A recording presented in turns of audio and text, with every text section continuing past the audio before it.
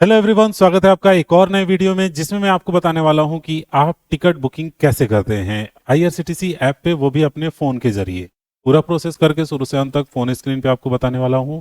चलते हैं phone screen पे, शुरू करते हैं प्रोसेस बिना कोई देर किए। तो दोस्तों, हम लोग आ गए हैं मोबाइल स्क्रीन के ऊपर। यहाँ पर हम लोग आईआरसीटीसी ओपन करेंगे और फिर उसके बाद से हम लोग टिकट बुकिंग का पूरा प्रोसेस करके देखने वाले हैं। तो सबसे पहले आप ओपन करते ही फ़ोन में लॉगिन के ऊपर क्लिक कर लीजिएगा। अगर आप फ़ोन में अभी तक इंस्टॉल नहीं किए हैं तो इसका प्रोसेस ऑलरेडी वीडियो मैंने बनाया हुआ है, आप देख लीजिएगा। और ये पिन्स वगैरह कैसे जनरेट करते हैं या पासवर्ड भी भूल गए हैं, वो सारा प्रोसेस मैंने ऑलरेडी बता दिया हुआ है। तो सबसे पहले हम लोग लॉगिन कर लेते हैं। पिन इंटर करने के बाद से आपको कैप्चा हूबहू एंटर करना है, उसके बाद लॉगिन के ऊपर क्लिक करना है, देन आपका लॉगिन हो जाएगा। लॉगिन हो जाने के बाद आपको क्लिक करना है ट्रेन के ऊपर। ट्रेन के ऊपर क्लिक करने के बाद से आपको कुछ इस तरह का स्क्रीन ओपन होगा, जहां से आप एक स्टेशन से दूसरा स्टेशन चुनेंगे। सबसे पहले आपको स्टेशन फ्रॉम पे चुनना होगा, कहां से आप जाना चाहते हैं। जैसे मैंने चुन लिया कि मैं पटना से दिल्ली जाना चाहता हूं, तो मैंने यहाँ पटना एंटर कर दिया। तो देखिए, आपको अगर नहीं याद है पटना का पूरा प्लेटफॉर्म का नाम या फिर कोड, तो आप सिंपली पटना टाइप कीजिए, वो खुद ब खुद आ जाएगा। फिर उसके बाद से डेस्टिनेशन आप चुन लीजिए, टू कहाँ जाना है, तो मुझे न्यू दिल्ली जाना है, तो मैंने न्यू दिल्ली चुन लिया। अब इसके बाद से आपको दूसरी चीज़ जो चुननी होती है वो होता है डेट। डेट के लिए आप यहाँ पर क्लिक करके डेट चुन लीजिएगा। अगर आपको कल परसों का डेट चुनना है तो यहाँ सामने 3 डेट दिए रहते हैं, तो मैं यहाँ से क्लिक करके फिर आगे का डेट कोई चुन लेता हूँ। जैसे मुझे जाना है 10 फरवरी को कहीं पर, तो मैंने वो चुन लिया, तो 10 फरवरी हमने डेट चुन लिया। ऊपर हमने डेस्टिनेशन भी चुन लिया और सोर्स स्टेशन भी चुन लिया। फिर उसके बाद से यहाँ पर आप फ्लेक्सिबल विथ डेट डाल सकते हैं, जिससे हो सकता है 11 तारीख का कोई ट्रेन का टिकट हो तो वो भी आपको दिखा देगा। सर्च ट्रेन्स के ऊपर क्लिक करना है, आपको पूरा लिस्ट खुल जाएगा। ये वो सारी ट्रेनें हैं जो कि जाएंगी पटना से दिल्ली की तरफ। अब आप अपनी सुविधा और टाइम के हिसाब से इसमें चुन सकते हैं। मैं आपको पूरा प्रोसेस करके अंत तक, पेमेंट तक दिखाने वाला हूँ। तो एक एक करके करते हैं प्रोसेस। मैं यहाँ से कोई एक ट्रेन चुन लेता हूँ। जैसे ये एक ट्रेन हमने चुन लिया जो कि रात में है 7:45, ठीक है। 19 ये 24 घंटे के फॉर्मेट में होता है यहाँ पर टाइमिंग, वो आपको पता होगा, रेलवे में वैसे ही रहता है। तो इसमें मैं देख रहा हूँ इसमें सीट्स नहीं अवेलेबल है। कोई और ट्रेन देख लेता हूँ जिसमें सीट्स अवेलेबल है। अब देखिए, राजधानी या तेजस एक्सप्रेस में क्या होता है ना, इन सब ट्रेनों में थोड़ा सा डायनेमिक प्राइस लगता है, यानी दाम बढ़ते रहते हैं। तो ये ट्रेन हमने चुन लिया, सपोज एक जो भी प्राइस है। अब यहाँ पर वो सीट आपको दिखाएगा, सीट दिखाएगा। उसके बाद उसको चुनने के बाद आपको यहाँ पैसेंजर डिटेल पे क्लिक करना है।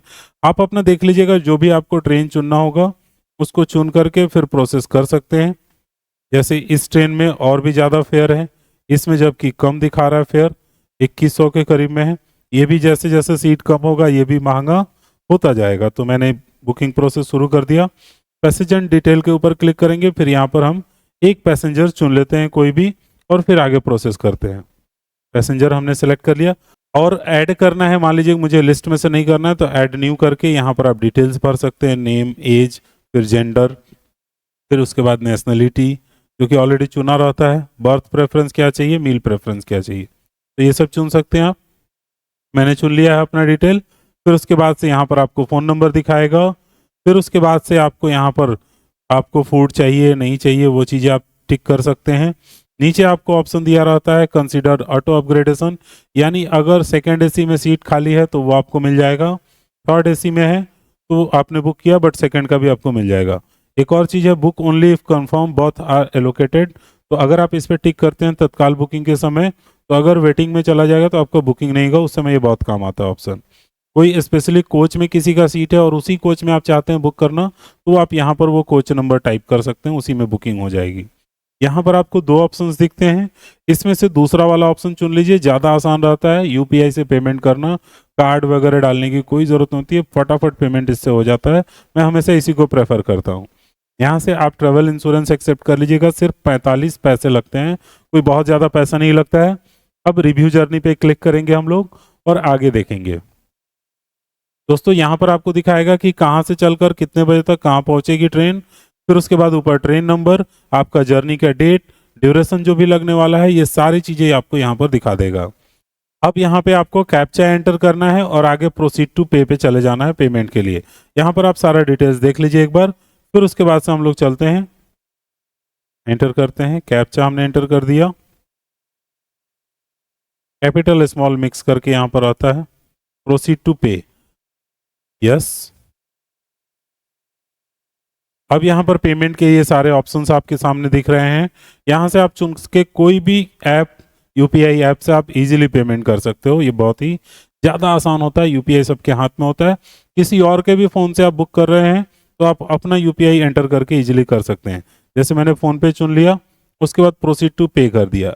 अब यहाँ पर मुझे यूपीआई आईडी ऐड करना है, जो कि मैं यहाँ पर एंटर कर सकता हूँ। अगर इस फ़ोन में आपने सिम एंटर कर रखा है तो वो डायरेक्टली एक्सेस करके फ़ोन पे लेके चला जाता है और भी ज़्यादा आसान हो जाता है अगर आप उसी फ़ोन में। बट क्या करता है ना, ये प्लेटफॉर्म आपको स्क्रीन रिकॉर्डिंग नहीं करते हैं, तो इसलिए जिस फ़ोन में मेरे है उससे मैं नहीं कर सकता, उसमें ऑलरेडी चल रहा है। और मैं आपको बड़े स्क्रीन पे दिखाना चाह रहा था, इसलिए थोड़ा सा मैंने बड़ा वाला यूज़ किया है। इसमें मैं अपना यूपीआई आईडी यूज़ कर लेता हूँ।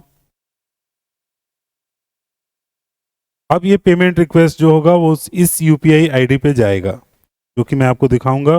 पेमेंट प्रोसेस इसके बाद से लास्ट होगा। जैसे ही यूपीआई आईडी पे पेमेंट जाएगा, आपको बस पेमेंट करना है, जिसके लिए आपको टोटल 5 मिनट 40 सेकंड के करीब में आपको मिलने वाला है। उसके बाद ये आपका प्रोसेस कंप्लीट हो जाएगा। तो लगभग 6 मिनट मान के चलते हैं। देखिए मेरे जिस फ़ोन में पेमेंट के लिए है एक्सेप्ट किया गया, या फिर जिस पे मैं फ़ोन पे चलाता हूँ, मैं उसमें आपको दिखा देता हूँ। यहाँ पर नोटिफिकेशन आ गया है कि इतने रुपए का आप पेमेंट कर दीजिए, जो कि आपका बुकिंग के लिए है। तो अगर मैं पे जाऊँगा तो सीधा ये फ़ोन पे लेके चला जाएगा और यहाँ से बस मुझे पेमेंट कर देना होगा। मैं ये आपको पूरा प्रोसेस लास्ट तक दिखा देता हूँ। ये रहा।